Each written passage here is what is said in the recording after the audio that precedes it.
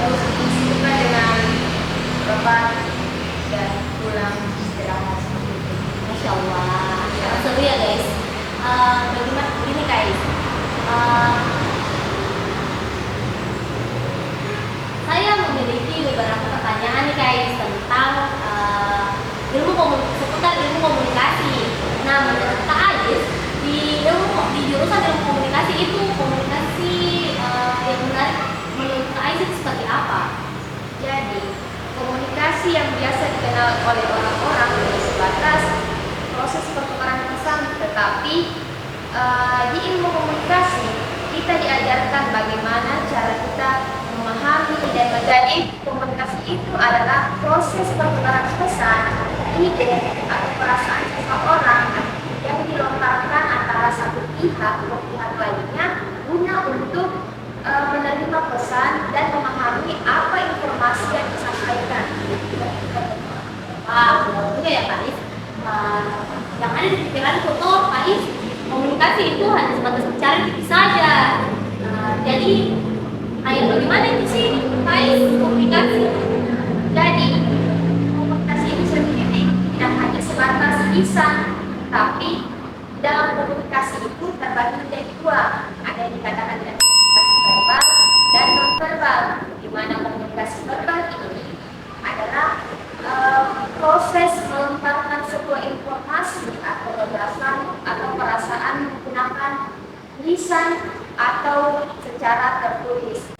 Kemudian dari komunikasi non-verbal ini bahasa tubuh yang digunakan orang-orang untuk menyimpulkan apa yang pesan yang ingin disampaikan. Contohnya, ketika kita ingin mengenal sesuatu, pasti bahasa tubuh yang kita lontarkan itu seperti menggelengkan kepala. Seperti kalau kita juga mau memberikan apresiasi kepada orang, pasti kita tepuk tangan. Ya, mungkin seperti itu sekitar 15 tahun.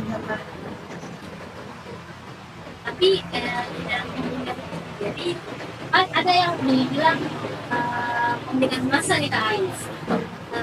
Di komunikasi massa itu bagaimana pandangannya Kakak tentang komunikasi massa itu sendiri? Jadi dilihat dari kata massa, massa artinya orang banyak. Jadi komunikasi massa adalah proses menyampaikan sebuah informasi kepada orang banyak atau yang biasa disebut dengan audiens atau khalayak.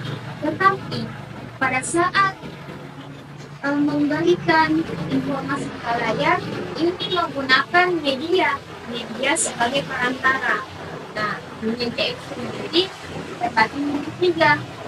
Yang pertama itu media elektronik, media cetak, media elektronik, dan new media. Di mana media cetak ini seperti koran, majalah yang digunakan untuk memberikan informasi kepada khalayak. Kemudian dari media elektronik ini seperti radio, televisi yang digunakan untuk memberikan sebuah informasi kepada khalayak. Kemudian new media ini sendiri adalah media digital. Ya, seperti itu. Sangat menarik. Ada lagi nih Kak. Salah satu teori yang menarik di komunikasi massa itu adalah teori jarum suntik. Nah, siapa sih pencetus teori ini dan bagaimana sih yang dimaksud teori jarum suntik? Teori jarum suntik ini sendiri diusulkan oleh Harold Laswell pada tahun 1927 pada abad ke-20 pada saat perang pertama yang digunakan untuk memanipulasi opini publik untuk mempengaruhi apa yang menjadi pikiran atau opini dari rakyat itu sendiri. Gimana sih perumpamaan teori jauh sendiri sekali? Jadi dilihat dari jarum suntik. Jarum suntik kan ujungnya tajam. Diumpamakan ketika jarum suntik, ketika cairan dimasukkan ke dalam wadah jarum suntik sendiri, cairan ini adalah berupa pesan. Ketika cairan itu disuntikkan kepada kulit pasien, pasti otomatis pesan itu akan masuk tanpa bisa pasien itu sendiri menolak. Otomatis pesan atau cairan yang dimasukkan ke dalam tubuh pasien tersebut akan menimbulkan efek atau reaksi. Makanya dalam jarum suntik ini pasien atau orang-orang atau halayak itu sendiri anggap pasif karena tidak bisa menolak atau tidak bisa memberikan reaksi aktif terhadap pesan itu sendiri. Terus bagaimana sih asumsi dari teori jarum suntik? Oke, jadi sebenarnya asumsi teori ini mana media ini anggap memiliki peranan yang kuat dalam mengerti pemikiran dan komunikasi dari audiens atau halayak itu sendiri, di mana kemudian dari halayak itu sendiri dianggap pasif. Jadi bagaimana tentang asumsi teori yang ditemukan? Oke, jadi jika dilihat dari asumsi teori yang sendiri, di mana media ini dianggap memiliki peranan yang kuat dalam mempengaruhi pikiran atau opini dari audiens atau halayak itu sendiri. Kemudian audiens sebagai pengobeng yang belum terpengaruh sehingga sama sekali tidak memiliki kekuatan dalam mengolah informasi. Jadi dapat dikatakan komunikasi linear dan model satu arah karena audiens atau halayak itu tidak memiliki kekuatan dalam menolak atau dalam menolak atau menghindar suatu informasi sendiri. Ternyata teori jarum suntik ini cukup kuat ya dalam mempengaruhi audiens. Tapi apakah teori ini masih relevan digunakan di era digital seperti sekarang ini, guys? Oke, pertanyaan relevan atau tidak pada zaman sekarang ini? Kita lihat relevan atau tidaknya pada masanya teori jarum suntik ini. Jika pada masa dulu sangat relevan karena sumber informasi, pusat informasi yang diperoleh oleh halayak hanya bisa diterima melalui hanya media cetak seperti koran atau majalah atau yang lainnya. Kemudian dari media selanjutnya halayak hanya mendapatkan sebuah informasi hanya melalui radio atau televisi. Jadi sekarang audiens yang masih lagi dong, guys. Ya, kita lihat dari zaman sekarang penggunaan media massa pada saat ini sangat relevan karena masyarakatnya cenderung lebih aktif mencari, memfilter atau memperoleh informasi. Apa demikian? Karena sumber informasi yang diterima bukan hanya melalui media cetak dan media elektronik, tapi bisa diperoleh dari platform atau media sosial lainnya, sehingga ketika masyarakat memperoleh atau mendapatkan informasi, dia cenderung lebih memperhatikan atau lebih berhati-hati dalam memperoleh informasi. Oke. Kan dari tadi Pak Ain sudah menjelaskan bagaimana itu masyarakat aktif. Nah, apakah Pak Ain bisa menjelaskan kepada teman-teman apa sih masyarakat aktif itu?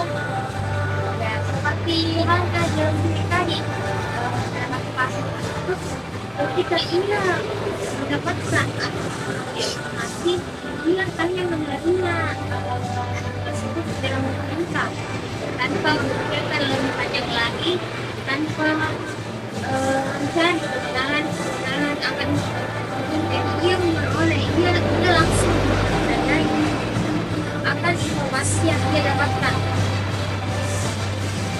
Menarik ya. Jadi ternyata perkembangan komunikasi massa pada sekarang itu sangat berkembang sangat bagus ya. Jadi Kak, dari penjelasan KS tadi tentang masyarakat pasif itu, nah coba jelaskan apa sih masyarakat pasif itu sendiri KS? Jadi masyarakat pasif itu ketika halayak atau audiens memperoleh atau menerima informasi, ia tidak menentukan apa yang menjadi kebenaran dari informasi tersebut.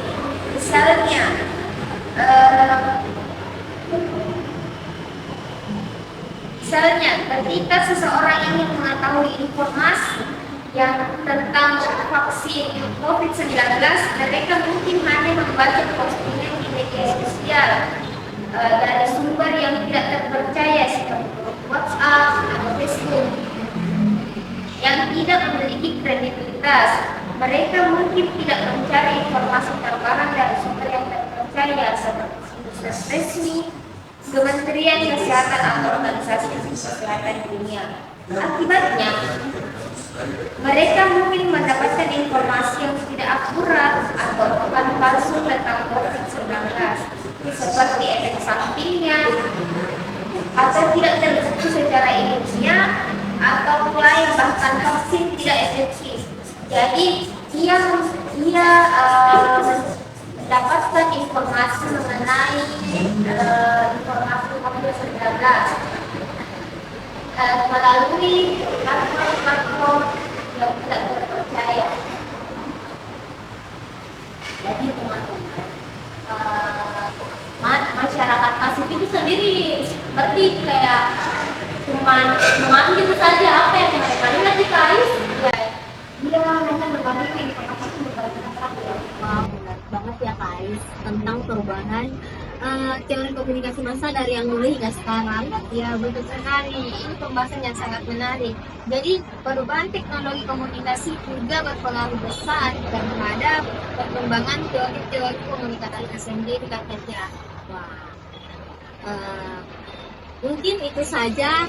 Terima kasih sudah bergabung dalam podcast kita hari ini tentang teori komunikasi massa, yaitu teori jarum suntik dalam memperoleh informasi di media massa. Semoga informasi yang kita dapat bisa memberikan wawasan baru dan membantu kita lebih kritis dalam memperoleh informasi. Sampai jumpa di episode komik berikutnya. Bye-bye.